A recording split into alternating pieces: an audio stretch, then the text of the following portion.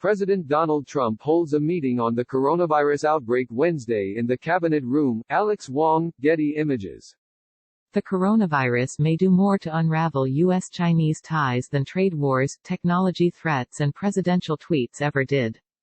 The two countries' relationship, already under enormous pressure in recent years, is on the verge of imploding as both sides seek to assign blame for the virus origin and exchange tit-for-tat recriminations on other fronts, including expelling journalists. The fallout from the global pandemic threatens the recent U.S. Chinese trade deal and could undermine future global stability given the importance of both countries to international trade. Beyond trade, the virus spread could even lead to more long-term shifts in how the U.S. and China are perceived. China, which has continued to shore up its military power in the face of long-standing U.S. supremacy, has now begun offering aid to other countries crippled by the virus as a way to showcase its global leadership amid a slow, limited U.S. reaction. I cannot think of a more dangerous time in the U.S.-China relationship in the last 40 years, and the carnage from the coronavirus has barely begun in the U.S., China analyst Bill Bishop wrote this week in his widely read Cynicism newsletter.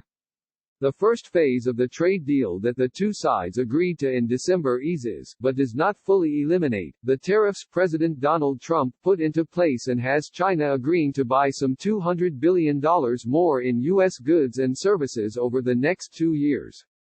China appears to be meeting some of the deal's deadlines for now, but there are concerns that, given the damage the virus, as well as the trade war, has done to its economy, it may not be able to buy all the U.S. goods as quickly as it had promised.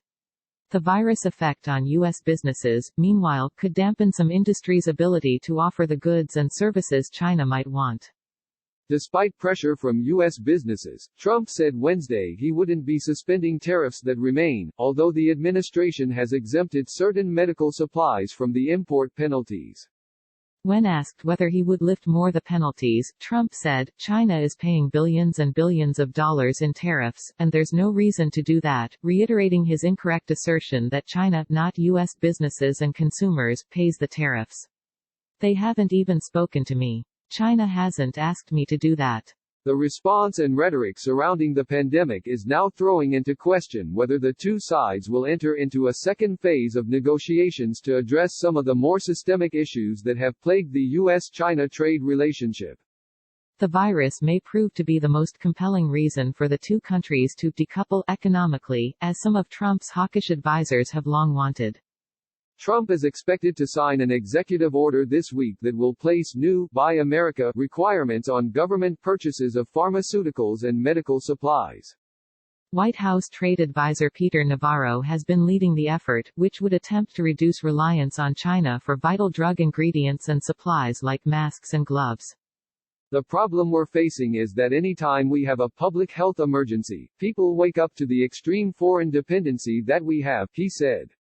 "And after the crisis is over, they promptly go back to sleep." Steve Bannon, a former chief strategist in Trump's White House who has long warned about the dangers posed by a rising China, said any goodwill built up as a result of reaching the initial trade deal is now moot. He blamed Beijing's early actions, when it was accused of trying to cover up the crisis and resisting outside help, for metastasizing the pandemic. "Now you can see they are on a propaganda offensive to blame this on the West, particularly the United States, and it's going to lead to a further confrontation. There is a confrontation coming," Bannon said.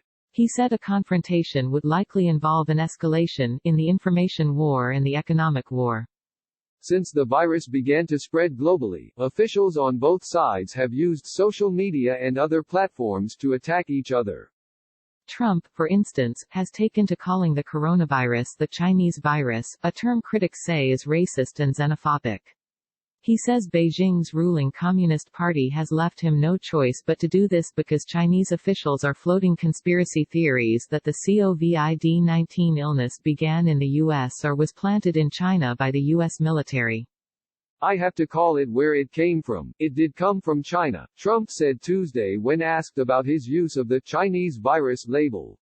"So I think it's a very accurate term." He continued, "I didn't appreciate the fact that China was saying that our military gave it to them." Trump on Wednesday pushed back on mounting criticism for his use of the term, insisting, "It's not racist at all." Scientists believe the virus was first spotted in China's Hubei province, where the city of Wuhan was an epicenter. But as China has, through strict quarantines and other measures, appeared to bring the virus under control, it has gone about trying to fudge that history. A spokesman for China's foreign ministry, Li Jianzhao, has been particularly brash, using Twitter, a platform banned for most Chinese, to share articles and raise questions about whether the U.S. was the origin of the illness. It might be U.S. Army who brought the epidemic to Wuhan. Be transparent. Make public your data. U.S. owe us an explanation. Zhao tweeted on March 12. The Washington-Beijing clash is going well beyond just rhetoric. China said this week that it is expelling American journalists working for the New York Times, the Wall Street Journal and the Washington Post. It also announced new restrictions on several U.S.-based outlets including Voice of America. American reporters have been among the most aggressive in covering the coronavirus outbreak in China, as well as other issues deemed sensitive there. China said it was merely taking reciprocal action after the Trump administration recently announced new restrictions on Chinese media outlets in America, including capping the number of Chinese citizens working for them. The Trump administration also has designated several Chinese media outlets as foreign missions, effectively treating them as arms of the Chinese government, which plenty of analysts say is a fair characterization.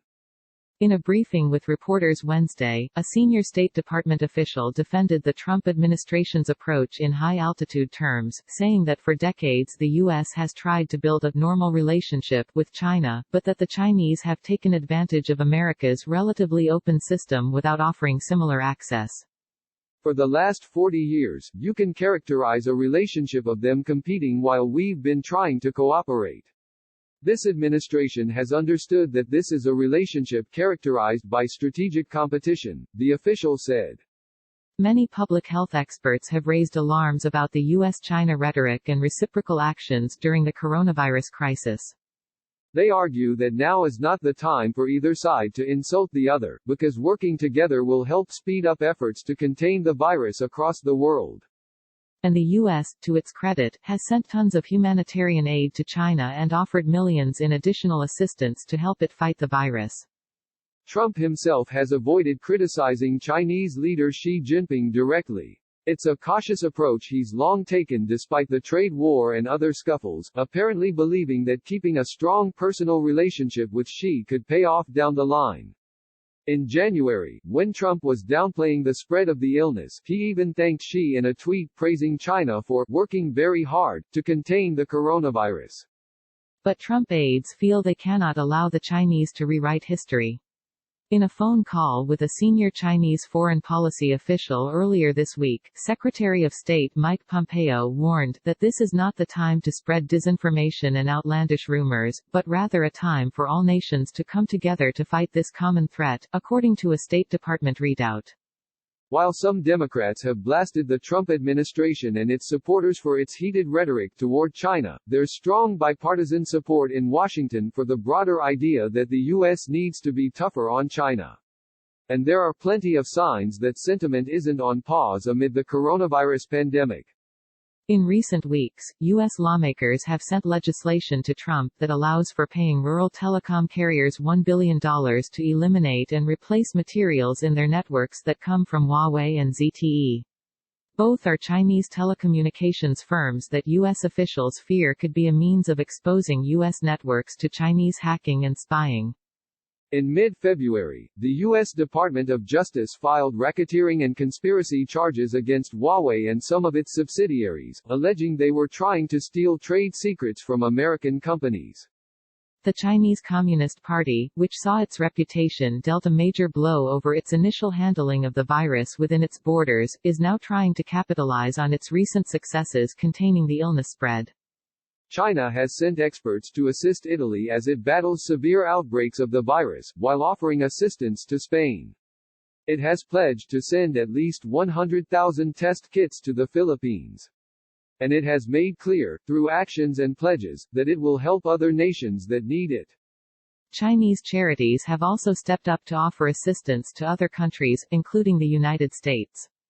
In requesting Beijing's assistance, Serbia's president declared this week, the only country that can help us is China. European Commission President Ursula von der Leyen announced on Wednesday that the Chinese government would be donating 2 million surgical masks, 200,000 N95 masks and 50,000 testing kits to the European Union. This support is highly valued and we are grateful for it, she said. It's clear that Beijing sees itself filling a global leadership role that would traditionally be held by the United States, but which, under Trump's America First philosophy, appears vacant.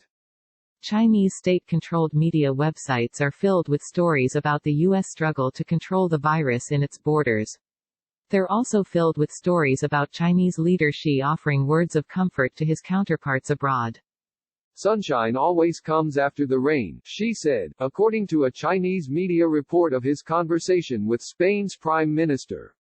Megan Casella contributed to this report.